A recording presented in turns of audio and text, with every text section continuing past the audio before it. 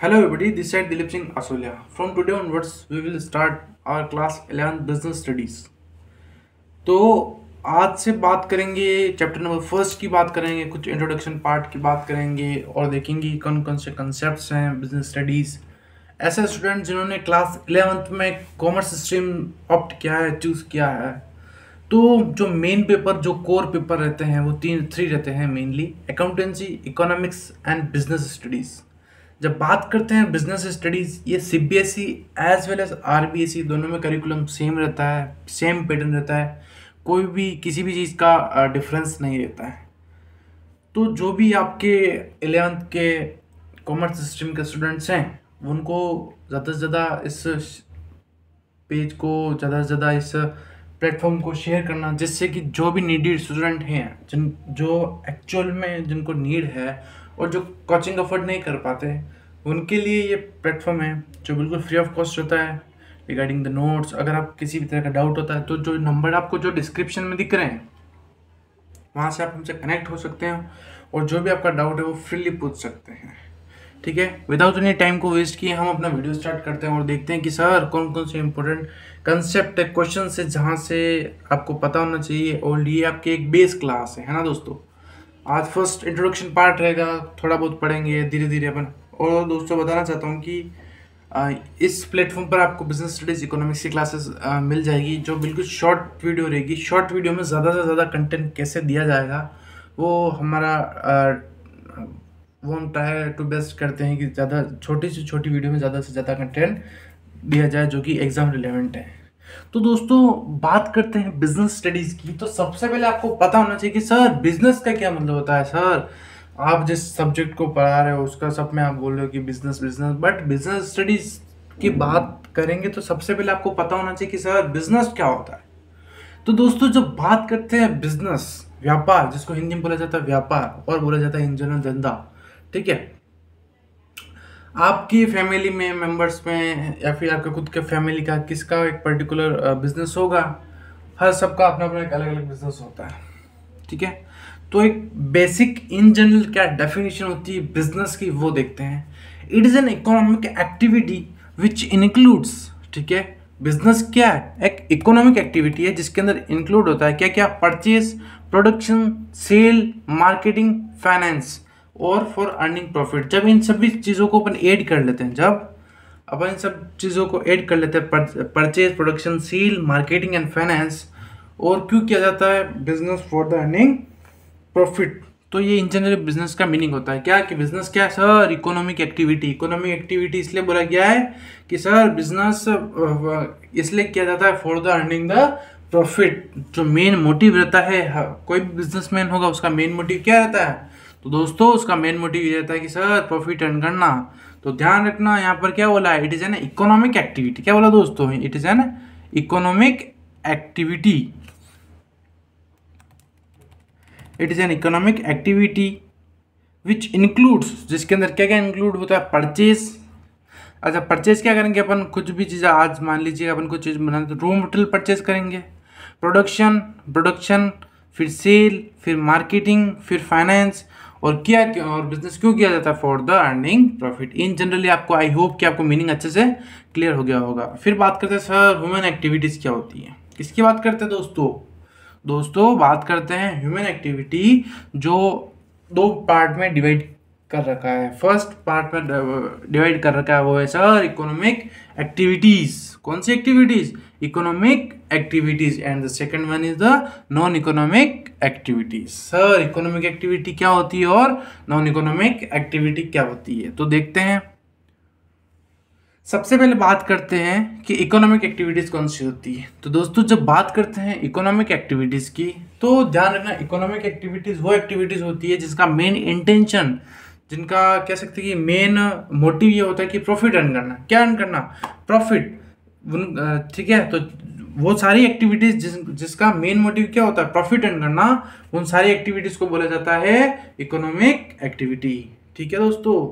फिर बात करते हैं दोस्तों नॉन इकोनॉमिक एक्टिविटी कौन सी होती है। तो दोस्तों नॉन इकोनॉमिक एक्टिविटी वो इकोनॉमी होती है जिससे आप सेटिस्फाइड होते हो, सेटिस्फिकेशन जिससे मिलता है, वो आपकी नॉन इकोनॉमिक एक्टिविटी होती है। For an example non economic activity की बात करें तो सर आपकी मदर जो आपके लिए खाना बनाते, क्या आपसे पैसा पे करने के लिए बोलते हैं? क्या ऐसा बोलते हैं क्या कि आज मैंने इतनी चपाती बनाई है, ठीक है, ये फ्रूट बनाया है, ये पर्टिकुलर किसी भी कुछ भी चीज़ उन्होंने प्रिपेयर की है, क्या आपको ऐसा बोलेंगे क्या कि मेरे को पैसा देना ही ना? बट यही चीज़ अगर आप किसी शॉप से, किसी रेस्टोरेंट से खाओगे तो वो आपसे क्या बोलेगा? पैसे मांगेगा फॉर द अर्निंग प्रॉफिट, ठीक है, क्योंकि उसका क्या है, इकोनॉमिक इंटेंशन है। लेकिन जो मदर होते हैं उनका कौन सा इंटेंशन? Non economic intention. तो ह्यूमन एक्टिविटीज दोस्तों कितने पार्ट में डिवाइड है? तो सबसे पहले आपको पता होना चाहिए जो ह्यूमन एक्टिविटी है 2 पार्ट में डिवाइड है, इकोनॉमिक एक्टिविटी और non economic activity. Economic activity क्या होती है? फॉर द जिसका मेन इंटेंशन क्या होता है? प्रॉफिट अर्न करना। और नॉन इकोनॉमिक एक्टिविटीज वो एक्टिविटीज होती है जिसका मेन इंटेंशन क्या होता है? ठीक है, उसका जो मेन इंटेंशन होता है वो होता है सेटिस्फिकेशन, यानी कि सेटिस्फाइड करना।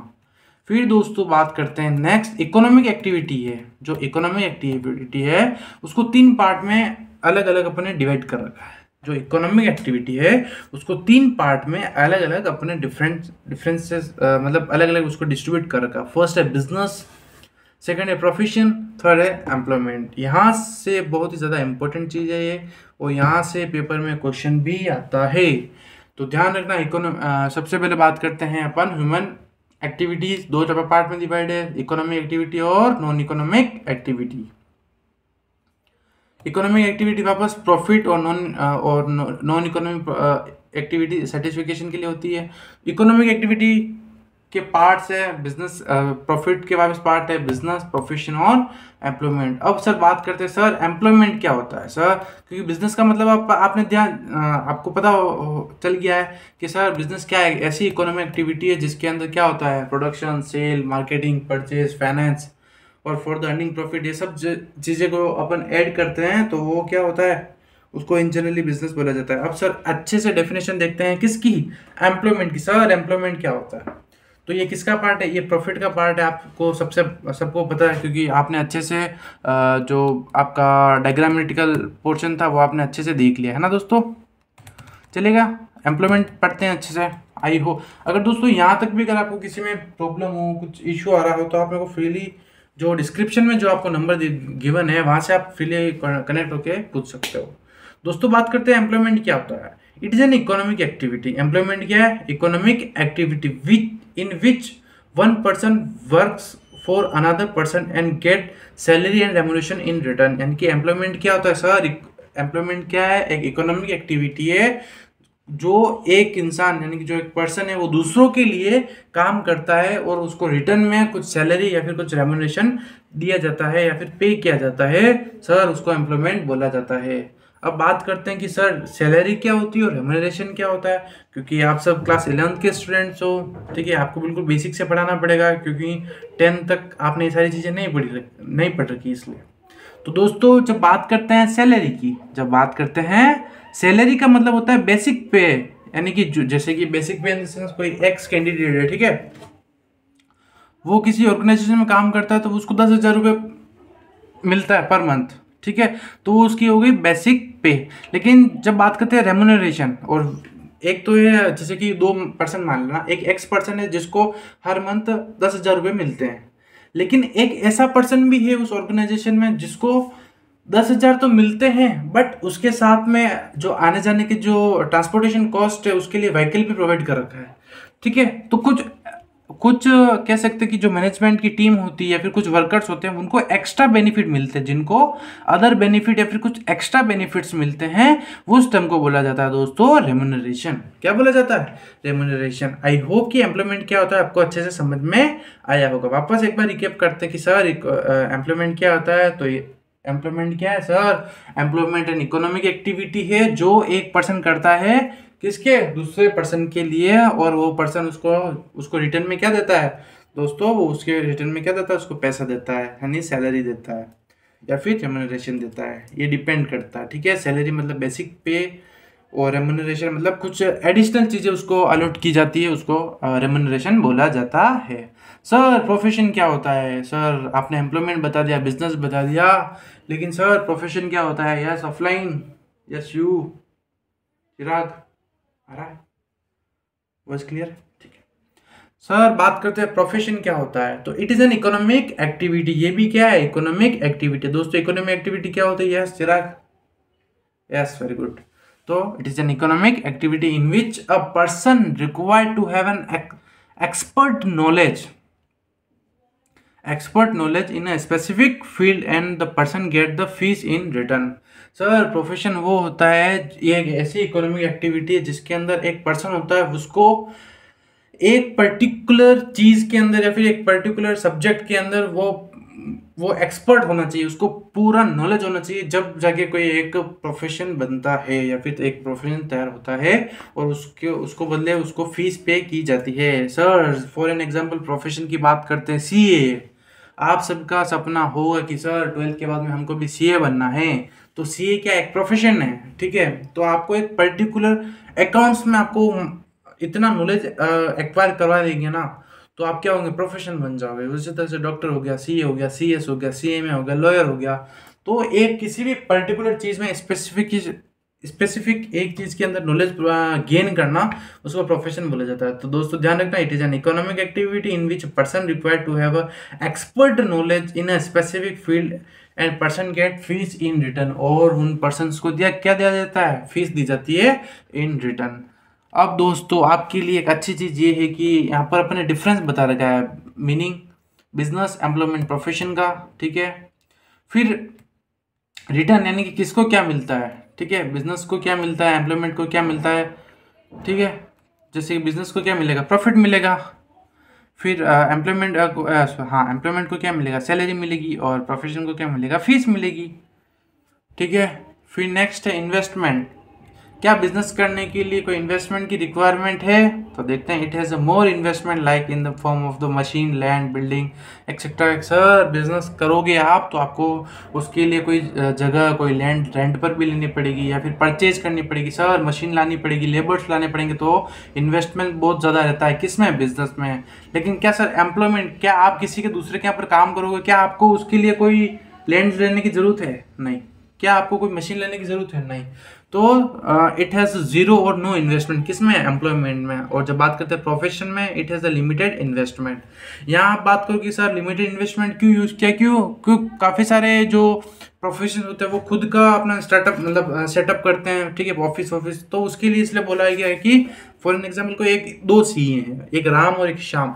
राम जो सीए हैं वो किसी ऑर्गेनाइजेशन के अंदर सीए हैं, और जो श्याम है वो अपना खुद का ऑफिस खोलकर बैठे हैं और खुद की सर्विसेज प्रोवाइड करते हैं। तो क्या शाम को तो चाहिए ना, ऑफिस चाहिए, तो उसके लिए जगह रेंट पे भी लेंगे वो, ठीक है। तो जो भी मशीन चाहिए छोटी मोटी technical, just for an example laptop, PC, printers, तो ये सारी चीज़ें चाहिए, तो इसके लिए क्या बोला गया है, स्मॉल इन्वेस्टमेंट, ठीक है, एज कम्पेयर टू बिजनेस। फिर रिस्क की बात करते हैं, तो higher the risk higher the profit, आपने नाम सुना होगा। तो सर बिजनेस करेंगे तो it has the higher risk because of the more investment, ठीक है। एम्प्लॉयमेंट में कोई रिस्क नहीं रहती है और प्रोफेशन में लिमिटेड रिस्क रहती है। सर बात करते हैं क्वालिफिकेशन की। क्या बिजनेस करने के लिए कोई क्वालिफिकेशन रिक्वायरमेंट है, क्या आपको कोई चाय की दुकान खोलनी है, क्या आपको समोसे की दुकान खोलनी है, या फिर आपको कोई प्रोविजन स्टोर खोलना है, किराना की दुकान खोलनी है, क्या आपको उसके लिए क्या पर्टिकुलर स्पेसिफिक डिग्री की रिक्वायरमेंट है, क्या, नहीं दोस्तों। तो there is a no minimum qualification required in a business के लिए कोई भी क्वालिफिकेशन रिक्वायरमेंट नहीं होती है। जब बात करते हैं एम्प्लॉयमेंट की, the qualification is needed as the per the contract of the employment. अब इसकी बात करते हैं सर, वो डिपेंड करता है कि सर उस पर्टिकुलर ऑर्गेनाइजेशन का क्या प्रोटोकॉल है, किसको लेता है वो, है ना, उसके ऊपर डिपेंड करता है। लेकिन बात करते हैं प्रोफेशन में, there is a strict qualification prescribed in the profession. Sir profession में क्या होता है, ऐसी इकोनॉमिक एक्टिविटी होती है जो एक स्पेसिफिक नॉलेज चाहिए होता है एक स्पेसिफिक फील्ड में। तो सर वहाँ पर आपको क्वालिफिकेशन अच्छी चाहिए होगी। Without qualification we can not get the degree of the any profession. For an example CA, CS, CM है, डॉक्टर है। फिर ये है नेक्स्ट, कुछ ये एक दो पॉइंट और हैं, ठीक है, जो आपको अच्छे से पढ़ने हैं। फिर बात करते हैं दोस्तों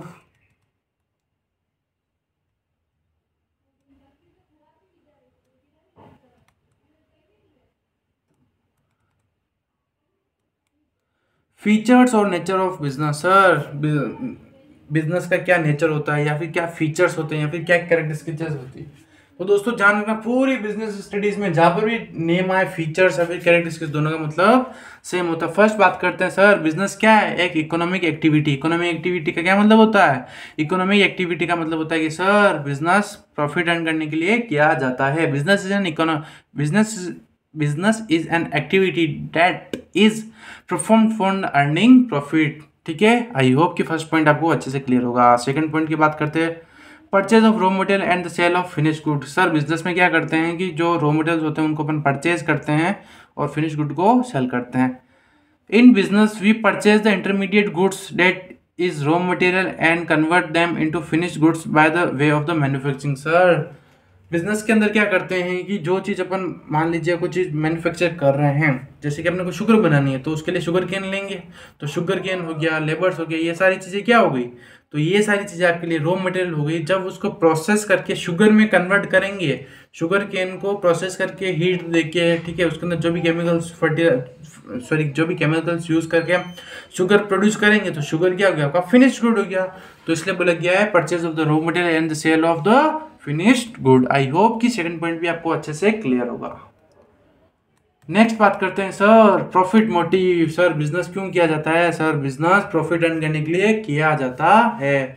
profit means axis of the revenue over the expenses and it is the reward for the business. ठीक है, तो प्रॉफिट मोटिव होता है बिजनेस का। फिर ये sale and purchase on regular basis. क्या सर मैंने आज एक बुक किसी को सेल कर दी या बेच दी तो क्या ये बिजनेस है? नहीं।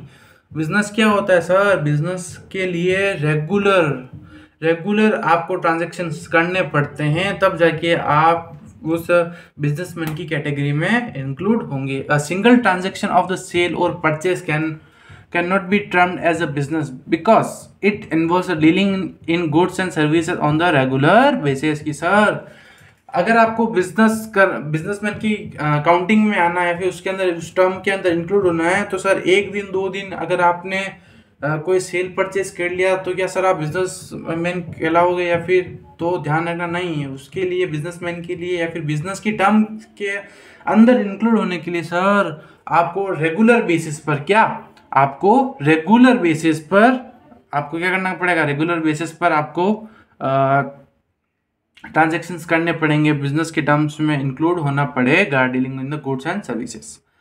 फिर बात करते हैं सर रिस्क की बात करते हैं, तो आपने एक नाम सुना होगा, higher the risk higher the profit. जितनी ज़्यादा रिस्क रहेगी उतना ज़्यादा प्रॉफिट अर्न कर पाओगे। Every business has some risk which means possibility of the losses और decrease in profit due to the future events. की सर फ्यूचर में कुछ होने वाला वो अपने को पता थोड़ी, हो तो अनसर्टिनिटी है। एक टर्म में यूज होती है दोस्तों, अनसर्टिनिटी का मतलब होता है कि सर कल क्या होने वाला है अपने को नहीं पता है ना। तो higher the risk higher the profit business पे चलता है कि जितनी ज़्यादा रिस्क रहेगी उतना ज़्यादा प्रॉफिट रहेगा। तो कुछ कह नहीं सकते, रिस्क भी कभी कभी बिजनेसमैन को रिस्क भी ओवरटेक करनी पड़ती है। ठीक है, फिर लास्ट पॉइंट है नेचर का, अनसर्टिनिटी ऑफ रिटर्न। सर जो रिटर्न है वो अनसर्टिनिटी, कुछ कह के नहीं आएंगे कि फिक्स अमाउंट इतना ही आपको आज अमाउंट मिलेगा, है ना। It means that in business it is not the fixed that the profit will be earned, there is no guarantee of correct calculation of profit or losses। ठीक है, जरूरी नहीं कि आज आपको 1 लाख की प्रॉफिट होगी या फिर 2 लाख का लॉस होगा, 50,000 की ही प्रॉफिट होगी, कोई फिक्स नहीं है सर। बिजनेस के अंदर कोई भी चीज़ फिक्स नहीं होती है, इसलिए बोला जाता है अनसर्टिनिटी ऑफ रिटर्न। सर आज अपन ने क्या पढ़ा? सर आज अपन ने पढ़ा कि सबसे पहले बात की सर मीनिंग क्या होता है किसका, बिजनेस क्या मीनिंग पढ़ा।